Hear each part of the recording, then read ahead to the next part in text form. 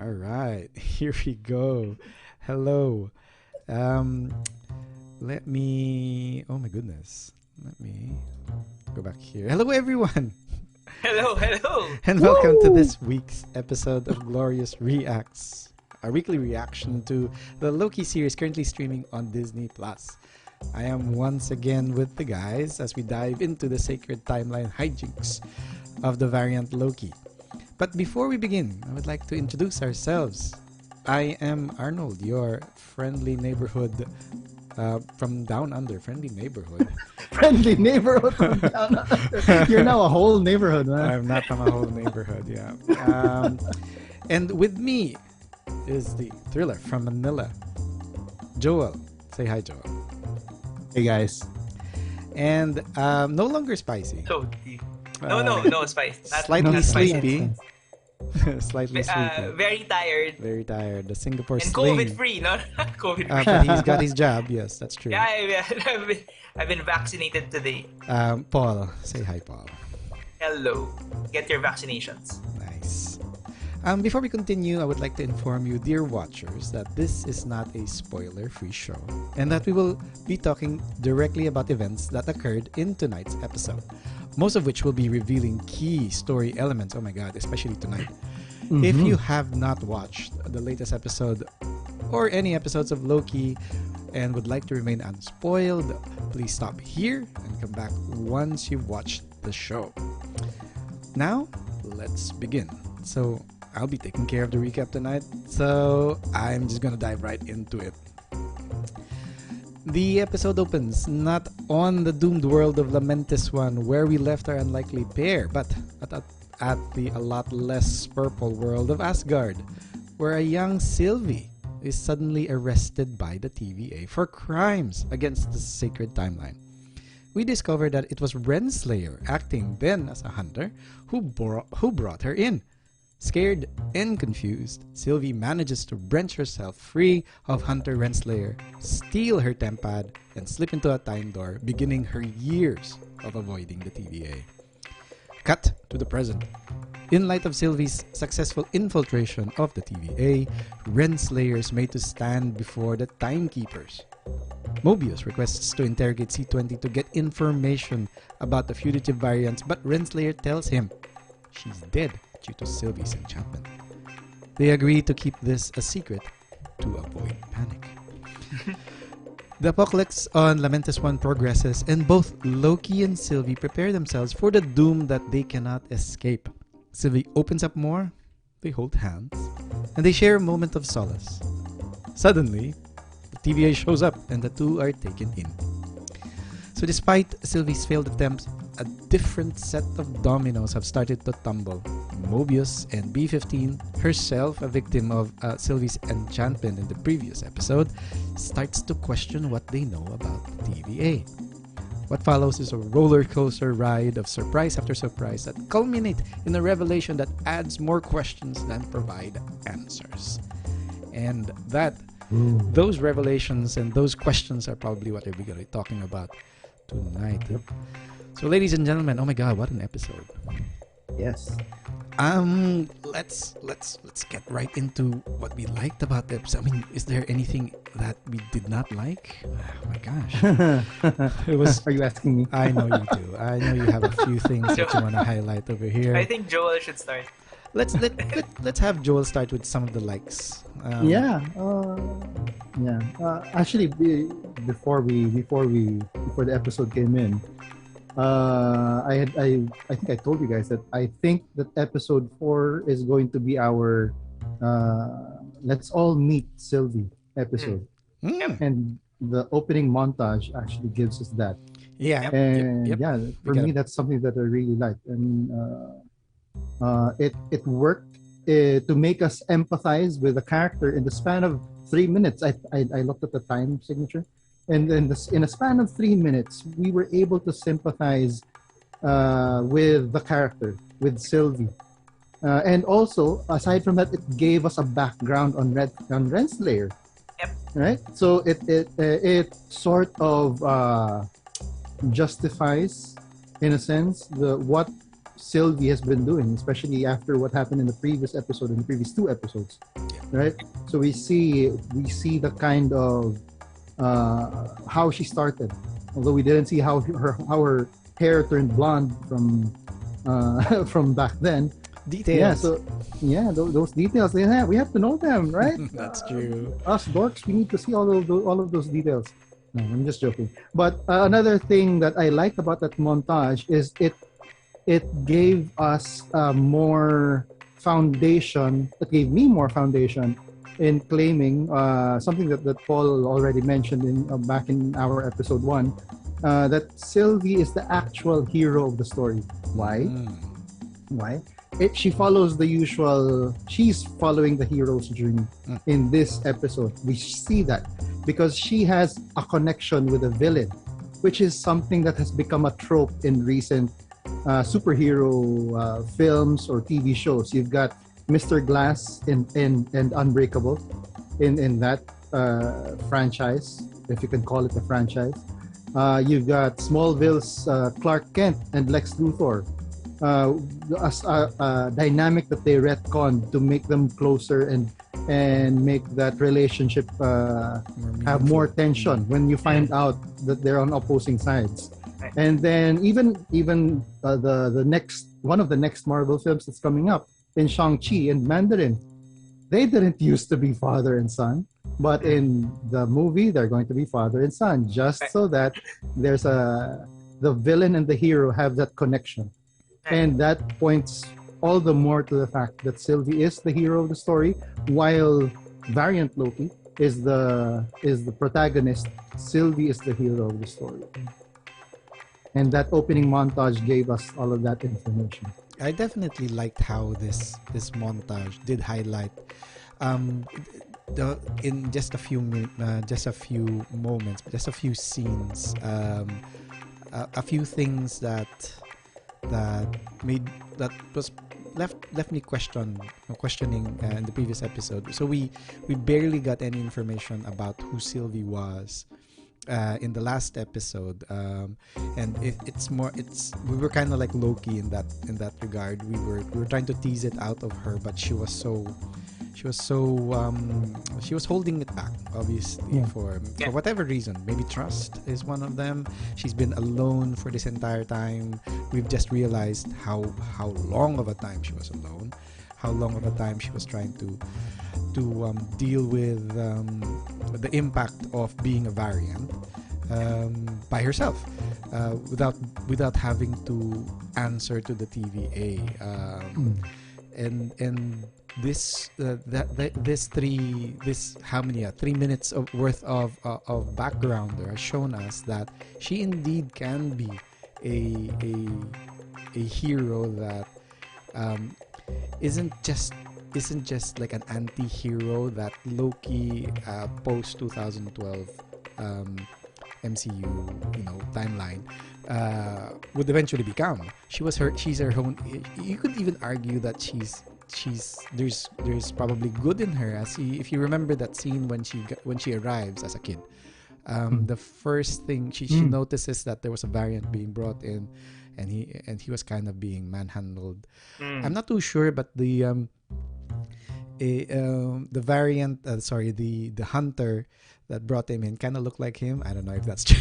There was like, wow, that's gonna be awkward. I'm gonna fetch my own variant. And she wanted to, or she was demanding, or she was asking for somebody to help the man. So it seems that she's innately more on the good. She may be mischievous, she may be, I guess, naughty.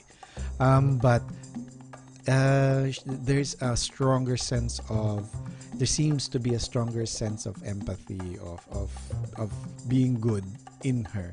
And we kind of saw that. I mean, she was just playing what? Valkyries and dragons when they took her in. How could, just shows a very bad light towards the TVA. Then again, they're just doing their job.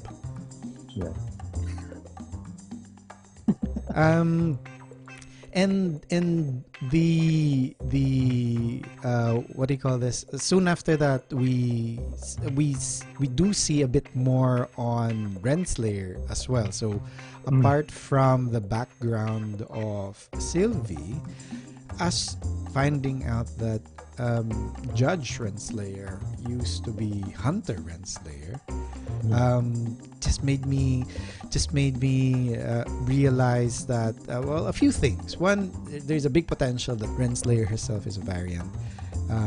That so that's yet to be proven. Even if Sylvie thinks declared in the previous episode that everybody in the TVA is a variant, I have a feeling that Renslayers of a special might be of a special group. Because she's the only one who advances. Everyone else stays in their job. That we know of. Right, yeah, that we know of. For sure, the person who was on the desk, that receiving desk in the TVA wasn't Casey. Right. So she vacated her job, but we're not sure if she went up the ranks or not. So Renslayer definitely did. So there must have been something that she did, or for her to earn that promotion. So we know that she's after losing a variant. Especially after losing a variant. And it seems that the timekeepers have a very special interest in Loki's. I'm thinking Hunter Renslayer losing that particular one might have been a fairly big blow. Obviously, I'm having a hard time, trying to make sense of how since the time flows in the TVA slightly differently. You would have expected, is there a particular order that they actually tried to acquire this versus this variant versus that variant? We know for a fact that there's a lot more Loki variants that they've already acquired, probably pruned, and so we saw that in the end, right? Well, no, I'm referring to actually the season 2, the holograms episode 2. Oh, right. In episode 2, so they've pruned cyclist Loki, for example. Tour de France Loki. Tour de France Loki and hippie Loki. I wish they were the ones who greeted Loki in the.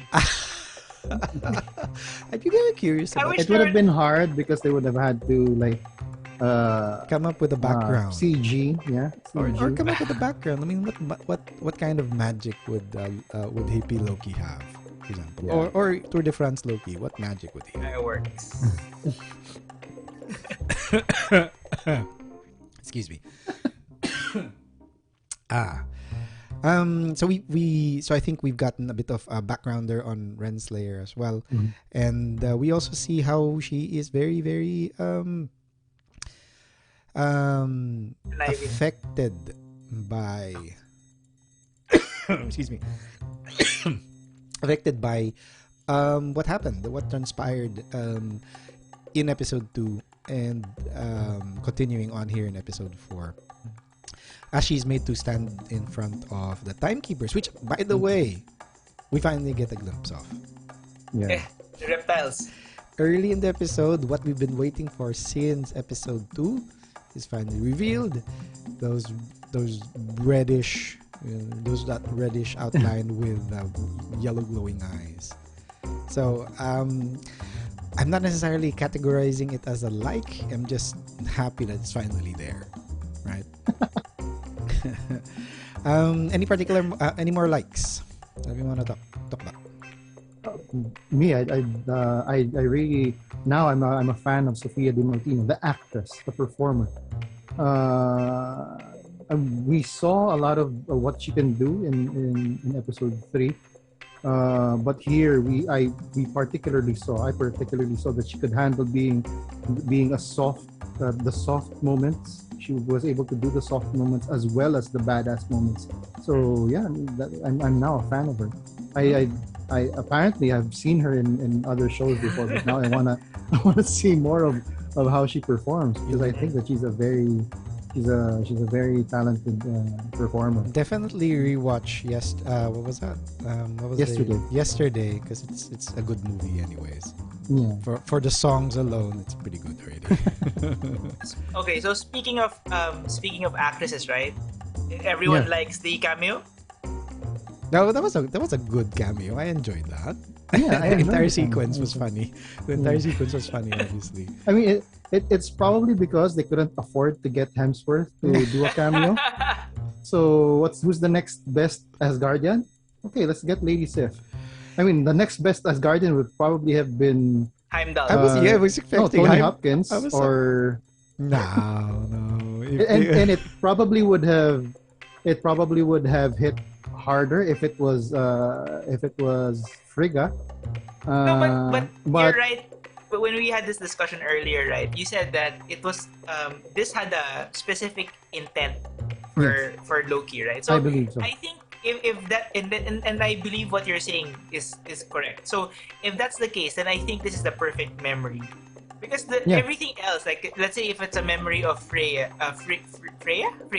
The mom's Frigga. Yeah. Okay, then it's not something there to tear down Loki, right? And if it's Odin, and it's not gonna be that as well. Yeah, it would have been Thor. Thor would have been the perfect person as well. But again, they probably couldn't get Hemsworth to. So he was probably shooting Thor. Or more. No, Thor 3 and Guardians 3, right? Oh. He would have been shooting those. Yeah, but I think this is a perfect cameo because of how they used it. Yeah, and I love Jamie Alexander. This is her second movie and her TV series showing up in the TV series since she did show up in Agents of Shield as well. Shield, yeah. Where an episode where she was going after Enchantress. Well, she was going after Lorelai, so that's Enchantress's sister. So true. Maybe there's a theme here. Yeah. There's a theme here. It's all good. No. Agents of Shield is not canon, right? Not canon. No. It's probably one of the multiverses that has been pruned already. Quite. Yeah, because she wasn't supposed to bifrost into the earth. But the entire point of that was this was instead of being the bad cop part. Of him doing the bad cop part, he had the memory kind of like the time loop. Tear him down, because we saw how Dormammu reacted to a time loop, so I'm sure Loki would have been a lot easier. Old real quick. But aside from that though, aside from just tearing him down, I think I don't know if of course the writer really thought about it. That specific line that Sif delivers there about Loki being alone and he's destined to be alone. Yep. I think it was important that showed up in this episode. And that Loki heard that over and over and over and over, especially after he had just gotten a sort of connection with another person. With somebody. Yes. Who's just himself, actually. He just connected with himself. But basically he already found that connection, and then suddenly he's being told, no, you're alone and you'll always be alone. Yes, exactly. And I would love to segue into that as one of the likes that I would like to bring up, and I'm sure you guys can bounce into this because there's a lot to unpack. So the main reason that the TVA was actually able to locate Loki and Sylvie, despite it being in an apocalypse, was because of that connection. For whatever reason, and I'm hoping this reason will be explained in the remaining 2 other episodes, because oh my gosh, it'll be such a big hang up if it doesn't get explained. A Nexus event actually occurred. The moment that Sylvie, having opened up, a bit more opened up, realizing that this is it. This is the point in time wherein, as Lokis, as both of them being Lokis, they will not survive. And they hold hands. That this is the point of solace I was mentioning earlier during the recap. That this disconnection that Joel mentioned is established, and it creates a Nexus event. So that's a big thing. Not just any Nexus event. I mean, Mobius commented on it. Have you ever seen? That's correct. Yeah, it was such a steep branch. Climb. Yeah. And if based on our very, very rudimentary understanding of these branches, I think the slope, because they've commented about the slope is nice and steady and all that, so it's just essentially just a straight line heading towards the red border thingies, right? This one was almost vertical, but it was squiggly. There were points, and it wasn't straight. It wasn't just shooting up there were variations as well in the way it was climbing. If I'm not mistaken, that just means that this particular branch would have reached the border sooner, right? Sooner. Yeah. So whatever happened, the next event that they caused would have created multiverse. Would have generated a multiverse. Would have created a multiverse that could not be fixed. Reversed. Cannot be undone. Yeah. Okay. So just by holding hands, because it's not supposed to happen, we already know, based on Back to the Future logic, that two things cannot. What was that? Was that from Back to the Future? Cannot occupy the same space. Is that Isn't that physics? Isn't that one of the? But they weren't occupying the same space. They were occupying. I know. It's like two Lokis, two Lokis in the same spot. Yeah. And even Mobius comments on this one, but he chides Loki and saying you're the biggest narcissist ever, because you just fell in love with yourself. Because I found it odd, and very, very apt at the same time.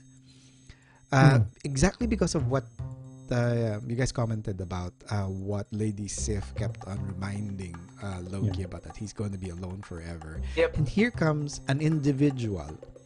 Are we safe to? Do you guys agree that Sylvie herself may be fundamentally Loki, but she is not Loki, right? Yes. I was gonna comment that we can't necessarily say that they're the same person anymore. I agree. Because they've had different life experiences. Exactly. While they started from the same point, Sylvie from a very early age was taken in by the TVA. She escaped the TVA, went through all of these different places, dyed her hair blonde in some way. That's really that's really a point that sticks out to me. But yeah, and then Loki was following the sacred timeline all up to the point where he picked up the Tesseract in Endgame. Yeah, so you can really say that it can be said that they are already two distinct individuals. Yep. And this one obviously gives us whoever wrote this is either a genius or just stumbled upon this by accident. Either way, it's amazing, because now you can have a relationship that is plausible. What I'm saying is that it's now very possible for you to agree that this is a genuine relationship. This is a genuine reaction that we're getting from Loki. He even himself says, towards the end, that, hey, Sylvie, I need to tell you something. This is new to me. For all that, obviously, you could have. Would have expected. I wouldn't be surprised if he just comes up with some weird awkward joke. Love is a dagger. Yeah. After that, it'll just be at par. But clearly, if he wasn't pruned, that's probably the line he's gonna go with. I wouldn't be surprised. Love is not a dagger. He's gonna say love is there. He's gonna take. It's a shield. Remember, he was He was drunk the moment when he was doing that. He was full. He was full. Sorry, yes, he was full. And So yeah, this is a relationship that we can agree that is genuine and that could potentially be something he's willing to fight for, right? Yeah. Not And- as a means to an end, but the end itself. Yes. Yeah. I agree with that. I agree with that. Because you have to wonder, what is it about the connection that they had with each other that created that unique Nexus branch, right? What is it about that? I mean, and it again, it goes back to I think that the theme of this entire episode was about him finally learning to basically love himself, not in a bad way, in a good way, to accept who he is, right? I mean, it even goes back to episode 1, where there he was broken down by Mobius. It was revealed that he didn't quite really like himself. That's why he tries to put fear in others so that he can feel that he's in control. And that's how he placates whatever insecurities he has about himself. And yeah, I mean, we go into this one where variant Loki, BL, starts accepting who he is by seeing another version of who he could have been, and forming that connection. Yeah, he even goes beyond. He even goes as far as confirm to memory Sif that, hey, yes, I did that because I was trying to get attention. It was fun. Well, initially he said it was just funny, but Yeah. he later on expounds and actually says, yeah, I'm doing this because I'm trying to get attention. It's because I want people to notice me. It's because Big Brother Thor is everybody's focused on everybody, including you. And that he really is just a narcissist. he actually uses the same word, which I found a bit like, what? Okay, so you do agree that you're just falling in love with yourself. But this is great. This is a great plot forward. Now, the theme of Loki as a whole, I remember this being mentioned in one of those it's not a trailer, it's one of those additional content that Marvel released. It was all about identity. It's all about asking yourself, understanding yourself, accepting yourself. So I definitely we're very much deep into that. We're still discovering a lot about Loki, and this is obviously new grounds. Tell me about the other characters who have discovered something new about themselves. We've talked about how Mobius has been, there's a different set of dominos that was triggered by the arrival of both Loki, all the way from episode 1, and of course the infiltration of Sylvie. Let's talk about that one. Paul, you want to take this? I'm gonna start by saying that it sucks that Mobius is dead. I just wanna get that out there because after that scene happened, I tuned out of the whole show. Like that is the a rest big of the show dislike didn't on my matter to side. me. That's true. But with the reveal in the post credits, Right. So then it dawned on me that there may be a chance that episode 5 would be good. But after Owen Wilson bit yeah, but I mean with that reveal that those who are pruned aren't necessarily pruned. Exactly. So then I had hope for episode 5 because I had hope that he would come back again. We'll have like 100 Mobiuses. I just wanted to get that Mobii. out because because when that happens, like, oh my god, like it's over for me. I'm not gonna watch this anymore. Yeah, but at least he got a very good Yes. Final word. I like that. I actually like that. Yes. In the end, he put his trust in his friend, right? So because that was how Loki was asking to be recognized as like a friend, right? Not like a like consultant. Or Just trying- just another criminal that he's using in order to get the finish other the big bad. case. Yeah, to Right. finish the case. So that just made me realize that in one episode we have confirmed 2 relationships with variant Loki. Right? he's developed relationships here and there already, right? And then the other, so we're talking about 2 people who changed because of the arrival of the 2 Lokis. One was Mobius, because and it was really just Loki telling him that the TVA is lying. It wasn't even saying anything about them being a variant. That came later on. Yeah. But I think that was something that Mobius already had at the back of his head. It was nagging him, and Loki's telling him that the TVA is lying to them. Was something that maybe, and that's what pushed him to go into looking for more information, and he focused his resource, or he focused his time looking for answers to how C-120, is that her name? C20. C-20 died because it was only it was all secondhand information, right? So all coming from Renslayer, no one else. And then we can focus on that later. But going to the other person who got affected with both Lokis coming back to the TVA is B-15. Hunter B-15 was enchanted by Sylvie. We all know, based on what happened last episode, that people who enchanted by Sylvie have their memories to surface. Yes. That's why we see her in a troubled state, because she was questioning everything. And this is what I didn't notice at first, because she asked Mobius if that Loki said anything else. And then he said no, right? He said that the TVA is lying.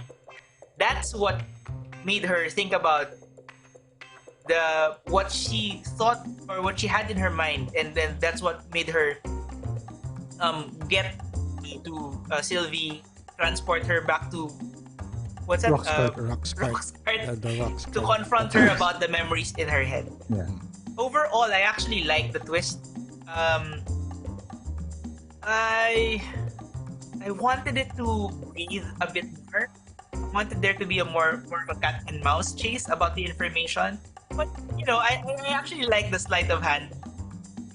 I love the Mobius' character because he feels like someone who is slow. He's old. Takes it easy. Yeah, he's aged. But when you look at how he easily pawns the time pad. Time pad. Yeah, from Tempad. Renslayer. It was so cool the way he does it. It's like He's so used to it. That's it. That's just proof of his expertise. He's been doing it for so long. Yeah. So So those are what happened. And then we have that scene. While I do like the turn of B-15. Yeah. Actually, when I first saw the, again, a fantastic piece of acting from, I'm sorry, I don't know her name, the actress. What's the name of the actress? Playing B-15. No? We'll get that in a bit. Okay. Anyway, a fantastic piece of acting there. That one sequence where she was just on the side and she had this troubled look on her face. Yep. It really tells. And when I saw that, that's when I got reminded. Oh yeah, she also got enchanted.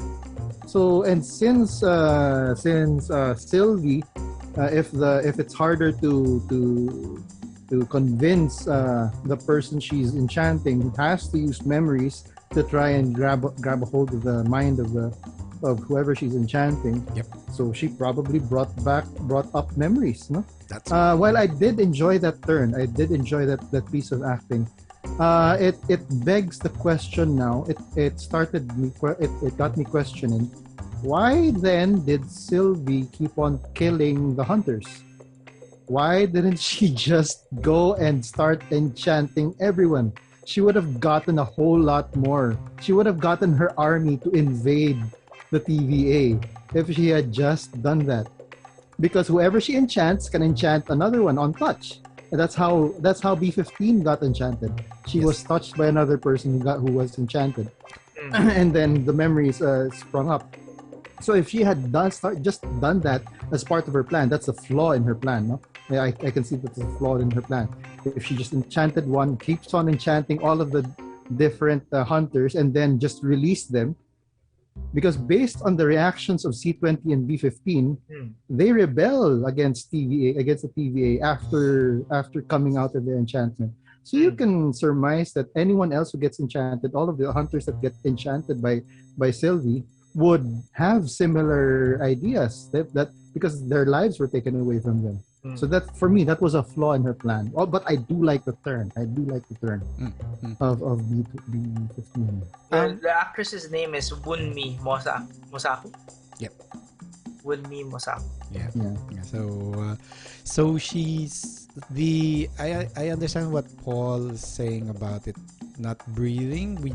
We did move from B15 being this solid focused on work hunter in episode 2, and then we don't see much of her after the Roxcart event, obviously, because we were focusing on Lamentis in episode 3, and then we continue with her starting to doubt in episode 4, whereas Mobius's character, since he's had a lot of dialogue with variant Loki, has always been challenged. Loki's always constantly challenging his rock solid monolithic belief in the TVA. So there's already been a regular stream of I don't know, radicalized ideas coming from their conversations, and you could already see bits and pieces of that in their conversations. You know how he wistfully looks away, and so it makes you think that during those lunch conversations he's probably wondering deep. That's why in that scene when he's thrown back into the time cell with Lady Sif, he lets out one particular remark that left Mobius, doing that stare off again. Saying that, hey, of all the lies in the TVA, yours is the biggest. And it's the lies that you're telling yourself. Because he knows, the variant Loki knows he's questioning, or he's wondering the same things that Loki already knows as, not knows as a fact, but has taken forward from Sylvie. So, Mobius's turn was inevitable, I guess. We could see already early on that they were trying to set it up. B15's was just a sudden twist. My question now is, do you think it was purely a Deus Ex? It's just a pure plot mechanism that the storytellers are using so that there's a second person who fights and fetches Sylvie's sword from Renslayer's office? Do you think it's that? Because one of the things that Joel does highlight in his dislikes is the fact that suddenly during that fight towards the end, she just vanishes without us knowing whether she was pruned or not. She just got hit, falls to the ground, and then she's out. She's out of it. She's probably, remember those Takeshi Castle games that she's probably fallen to the pit in the side. So what do you think? Not a lot of our viewers might know. Be familiar with Takeshi's Castle? That's true. It's one of those game shows. Japanese game show. So what do you think? Is this? Well, this is probably touching into a bit of expectations or theories setting. But do we think that this is it for B15? I don't think so. I think we're gonna see her later. Yeah, because I mean,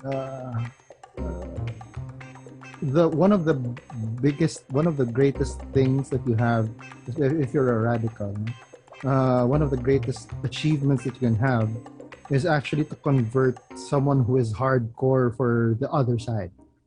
And that essentially is what they did with B15, short of like converting Renslayer. She was the most hardcore pro TVA, because I mean, you've got Mobius. He says that he trusts the TVA, but because of his nature as an analyst who has to question, has to find ways, it's easier for him to think of other points of view. But for hunters like B15, C20, they only have one point of view. You are a variant. I hate you, and it's all of that. To catch you. It's my job to catch you and prune you if necessary, and that turn for me is necessary. Not only as a plot point to fetch the sword of Sylvie in Renslayer's office, but really to become one of the people who might start the conversion of other hunters. Yep. Okay. In the TVA. I was trying to think that maybe she'll remain as an insider in the TVA, but Renslayer, that she's turned. Yeah. So there's no. But then again, Renslayer is like Renslayer is currently at baton point. Yes, she's at baton point.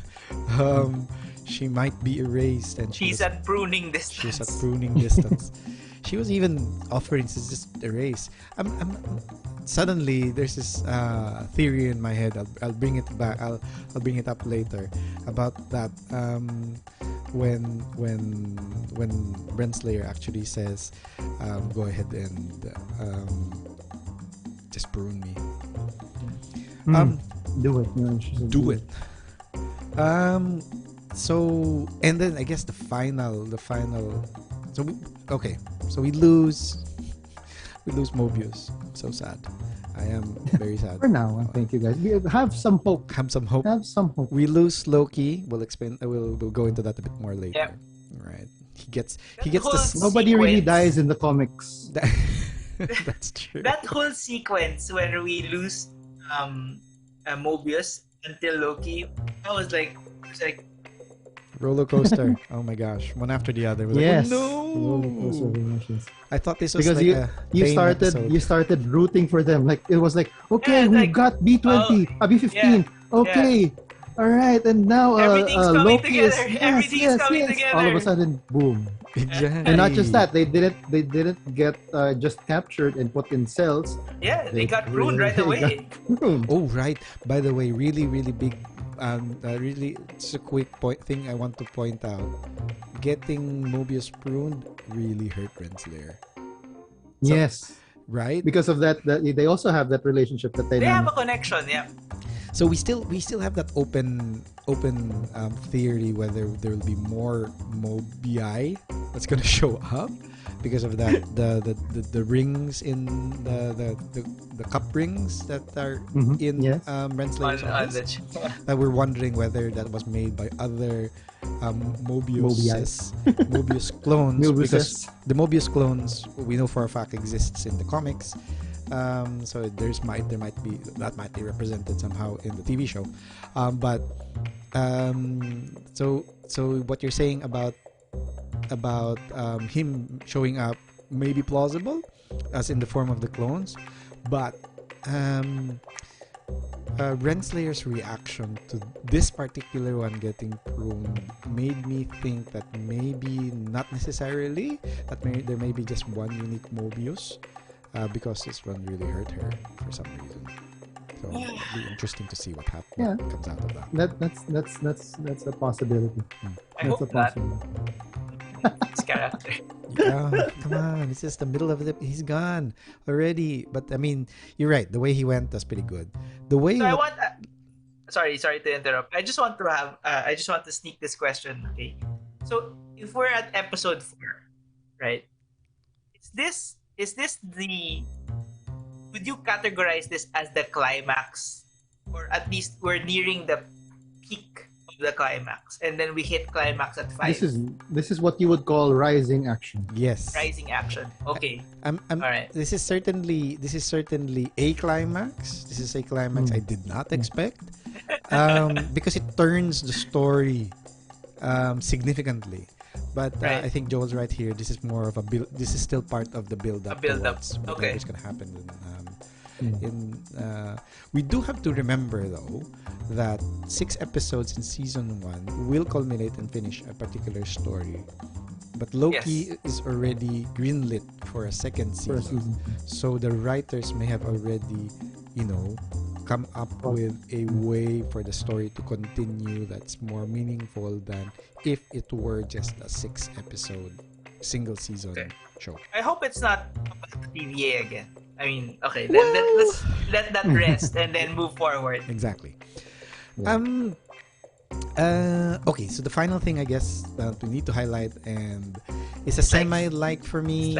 I've mentioned that earlier already. We finally get to see the timekeepers. We don't only see them; we see them face to face. Yeah. And get the head.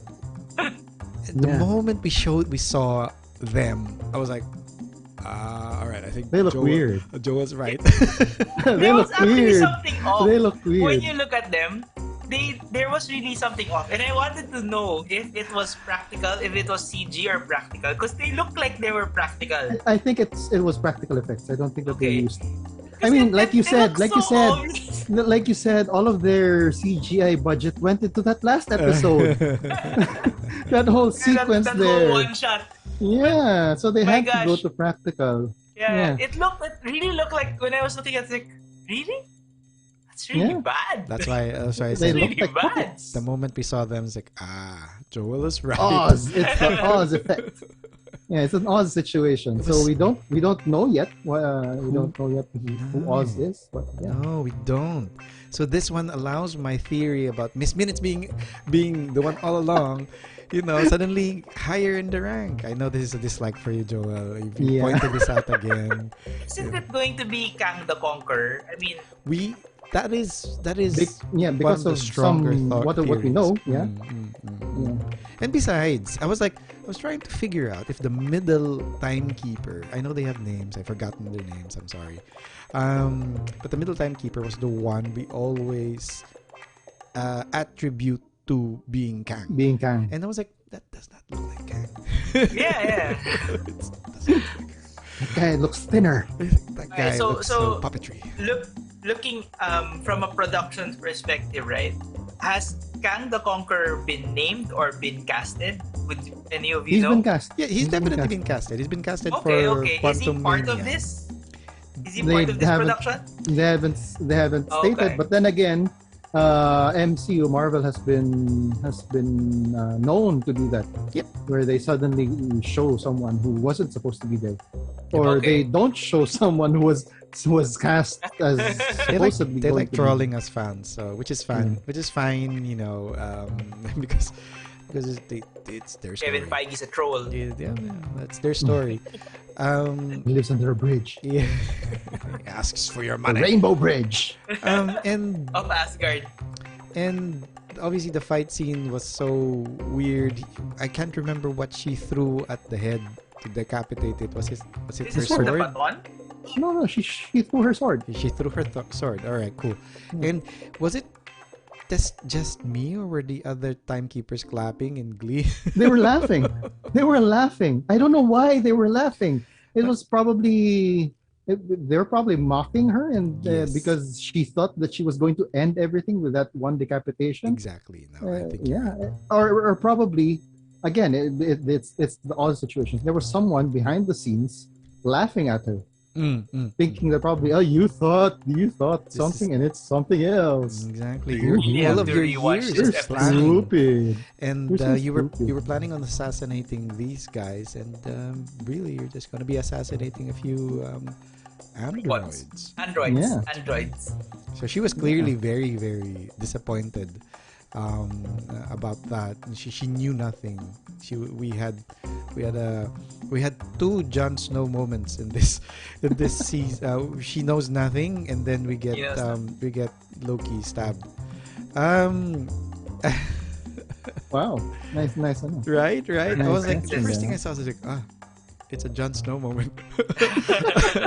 I mean, I knew from the books that was gonna happen. This one we did not know, and it was like, wow, the parallels. A little bit of a parallel. What episode was it? Episode 1. Yes. It was noted that Loki likes stabbing people in the back. Right. True. Yes. And then he got and stabbed. he gets stabbed. Oh my god. Gosh, he not So- only gets stabbed, as in dead stabbed, he gets erased from He reality. gets pruned from behind. Oh my gosh. I mean, and we've started talking about some of the dislikes. I'm just gonna point out that there's no Miss Minutes yet again. So No, but no, she's there. You didn't see her because she's controlling the three androids. No. At least in the previous episode, we got to see her tell us that we no longer have any juice left. Yeah. This one, nothing at all. Nothing No, but at all. I honestly believe that if there was something controlling the three, I mean, okay, this is different from the person who's actually behind the curtain, okay? Uh-huh. But I believe that the same AI who's doing all the production stuff for the HR stuff for the recruitment is also the one who's controlling the three androids. But there's also there's still someone behind the curtain doing all the whole thing. You can let's go through a few of Joel's remaining nitpicks here. Yeah. So yeah, well, my first dislike isn't actually about the episode per se, but it's about the theory that I suppose we've all been seeing. They connect the opening sequence, the title sequence, because that supposedly that effect of the coloring of the Loki letters, Yes. is achieved similar to how when you're photocopying a document over and over and the quality degrades. And it's actually commented by Loki in episode 7 that I don't think that I want to call an inferior photocopy Loki. He says that in episode 3. I kind of dislike that whole idea that variant Loki and Sylvie are considered photocopies of Loki, because as I said, Right. they're not photocopies. They're just different versions of Loki from the sacred timeline that just diverged from the quote unquote sacred timeline, that it probably isn't as sacred as it's supposed to Being made be. out to sound. Yeah, definitely. Since we're now starting to understand these two further, most especially Sylvie, for example, we've also, as fans of the show, are starting to build a relationship with her and starting to prefer her over some of the other Lokis. So definitely, no, I agree with that one. But it's a clear, the entire Loki series being one of the themes being identity. I think it's one of the driving points wherein other people tell you are one thing, but the show is showing that, hey, sure, you can call me that, but if I know that I am a unique person, I'm not just a photocopy, because all of the bickering between the two in Lamentis is all about that. I don't like you because I'm more superior. They keep saying the same things to each other. And then they show how unique they are, and this one is something that I'm hoping viewers are seeing this for that even if for example the title text is highlighting that, hey, these are 5 different photocopies of the same person. No, they're not. They're the main reason why we've got a bow tie man who looks like a mug is because he's a different person entirely. Yeah. I mean, what you said, it was even highlighted by Mobius's line. Right before they left the time cell, when he turned back to Loki and he said, you can be whoever or whatever you want to be, even someone good.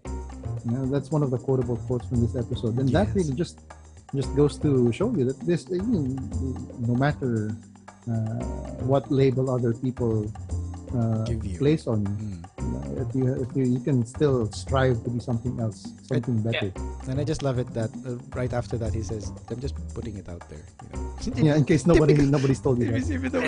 So typical Mobius. Well, it's how he talks. I just love him. I miss him already. Yeah. And this last one. The last one, yeah, but you already said it. It was one of my dislikes. Yeah, I don't.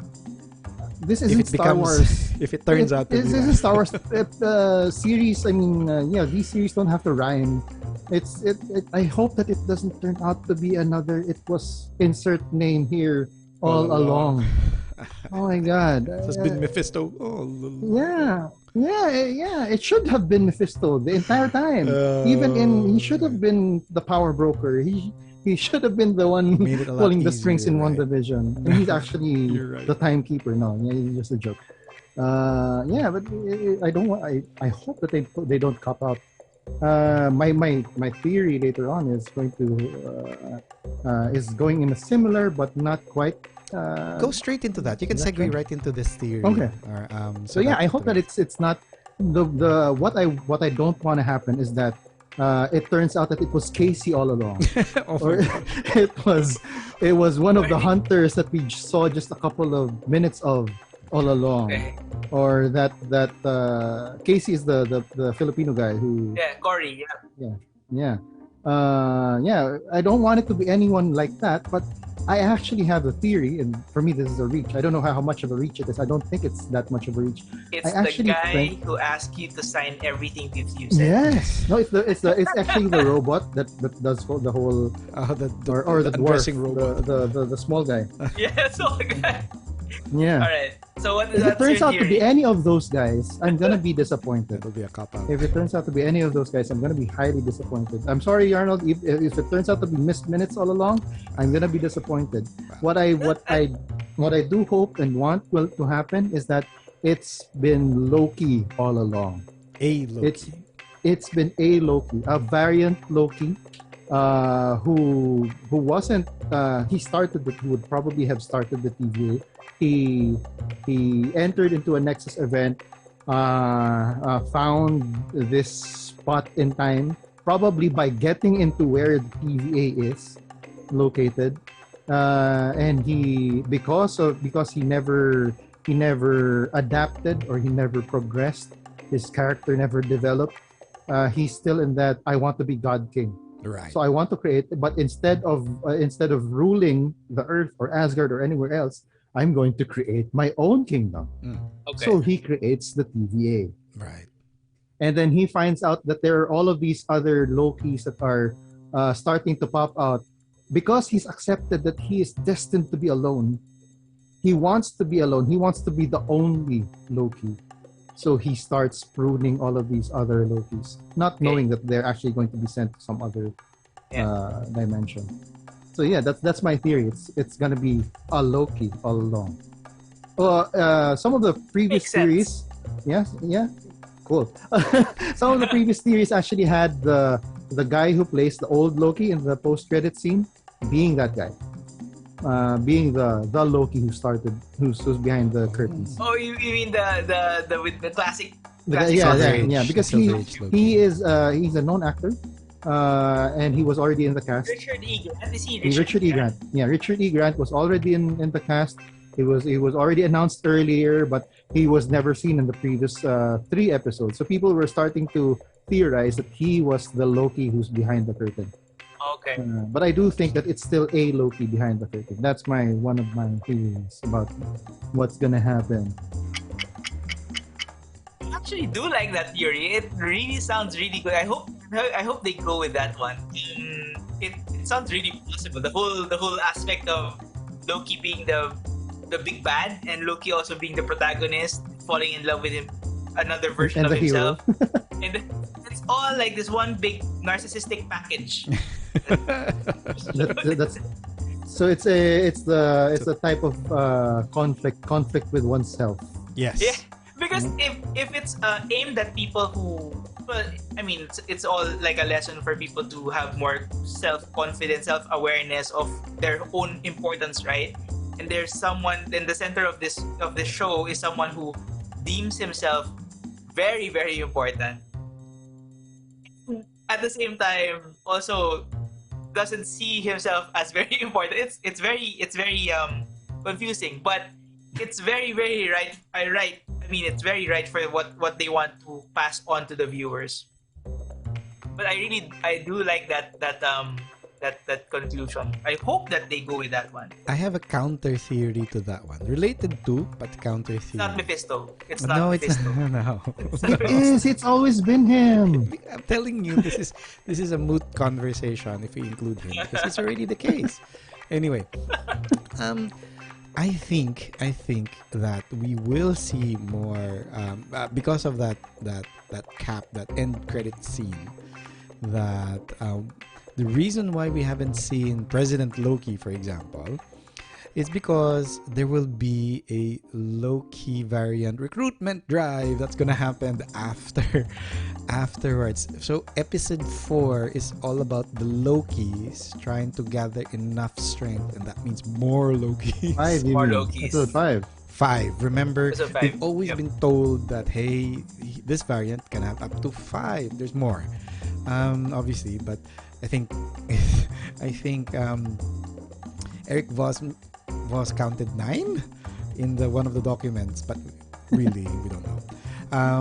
I'm just basing this off of the cute animation with the bow tie man. There's 5 versions of him. We already have 2, obviously, because variant Loki is a variant. And then the ending episode showed 3. So we still have 4. It showed 4. There's 4, right? So maybe we're going so for there's 9. Floki. I call him Floki. Yeah, Thor Loki. Yeah. Floki. And then there's classic Loki. Yep. So There's Kid Loki. Kid Loki. Oh And my there's gosh. Lizard Loki. So the crocodile, oh my gosh. So I think there's gonna be a recruitment drive. So we might be seeing even more Lokis that are variants, and that's what they're gonna try to do. This doesn't really answer whether it's gonna be a Loki behind the scene all along. I still feel it's still Kang somehow. We'll still Because get, because of the strong connection with Wednesday. correct. Yeah, we'll still get a drop there that hey, yep, that there's Kang somewhere in that mix, unless you're saying that Kang is Loki, which is like Kang is a Loki variant is a Loki variant from oh the my 41st gosh. century. They don't go that Let's way. not do that because that is gonna suck. it's Really so bad bad. because remember Kang's gonna get his versions when they start introducing Yeah, because there are many versions of Kang. Iron There's a Lad council and- of Kangs. It's going to be a council of Kangs versus the council of Lokis. That's what's going to happen. And then a council of Ricks come in, a council of Richards, Reed Richards come in. Reeds, yeah, Council of Reeds. oh my Yeah. gosh and No, I'm saying there's a council of Ricks. Rick from Rick and Morty. Yeah, which is based off the Council of Reeds.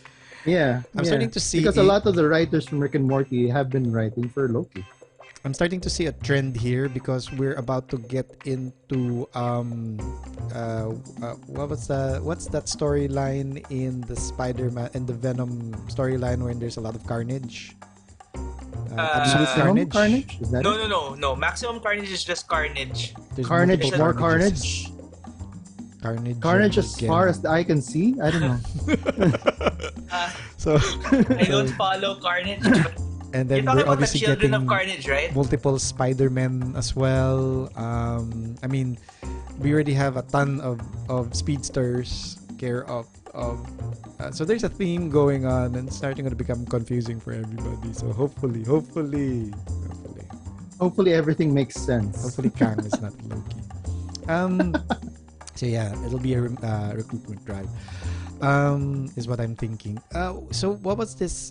But he did mention a plausible theory. Yeah, instead. because my reach is actually Loki, a Loki variant who wants to be the only Loki. Yep. There can be only one Loki. Yeah, he's the Highlander Loki. Yeah, and I can actually but my more plausible theory. I don't know if this is the more plausible theory, or if this is actually the reach, is that it can actually be someone else, just some other person from the end of time, whose existence hinges on the sacred timeline being followed. Right. So it can be Kang. It can be Kang the Conqueror, whose existence in the 41st century can only happen if the sacred timeline is followed. Yep. That's why he wants to prune everything else so that he assures his own existence. Yep. Right. And he goes back and goes into the TVA. He forms the TVA. There's actually been a couple of theories that say that the TVA is actually inside that bottled city that Yep. we saw in Ant-Man Yep. and Wasp, Chronopolis. So yeah, there's that theory as well. So it's possible. That's my more plausible theory, that it's Kang or any other person. Actually, I don't necessarily think it's Kang. Any other person who just wants to exist in the future at the end of time. He just wants to. It's actually important. The place of where the TVA is very significant for to address the whole thing, the whole plot, right? Because up till now, I've been looking for an explanation on why the Infinity Stones, even though they have so many of them inside drawers, do not work within the TVA. So yeah, what Joel pointed out, which is is it a chrono bottle? Chronopolis. Chronopolis. That would explain it all, Well, because in one space. The explanation they gave for why the Infinity Stones wouldn't work in the quantum realm is because the quantum realm itself is its own universe. Right. And the difference, the stones only work in a specific universe. So if you bring an Infinity Stone into another universe, it wouldn't work. Yep.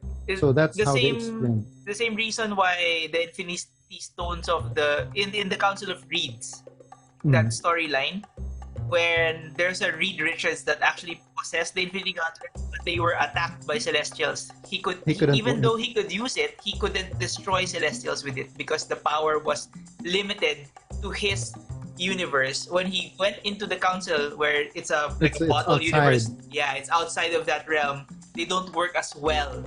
It's like it turned from a nuclear weapon into a hand pistol. Wow. So really, power really level. limited power. Oh, there you go. Real quick, I just wanted to point out that there was no resolution in this episode, at the very least, to explain how Loki managed to stop a falling building. So that's still an open thing. We're not sure. Not explained. Our theory, my theory about it being an enchantment seems to be not a theory, not the case. All right, so it was a theory, but it was not proven. All right, so do we have any new theories? Oh, sorry, no. Do we have any new theories left for the next two episodes that we haven't talked about? I think we've only got 2 episodes left.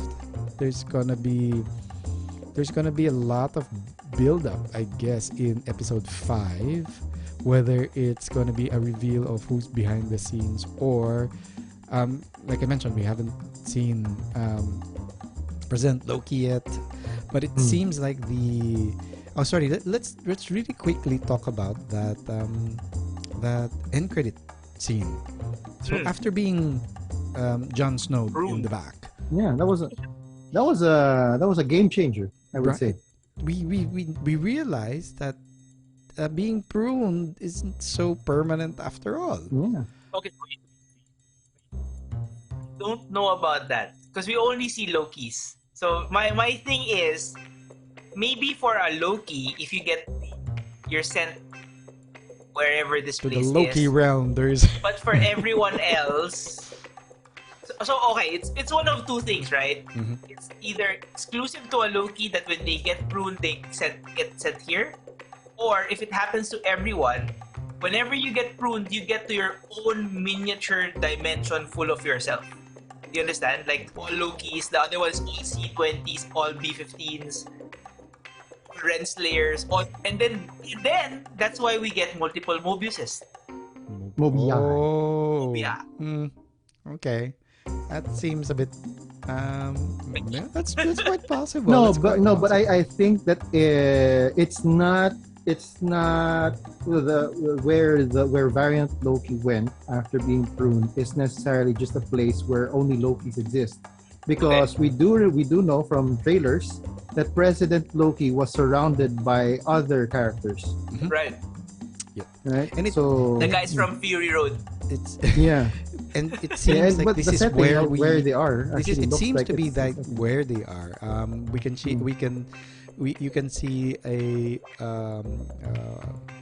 street see lamp the demolished Avengers Tower in the background. in the background, exactly. So you know that this is New York, and this New York. is New York after a great amount of time Sorry. has passed. Sorry.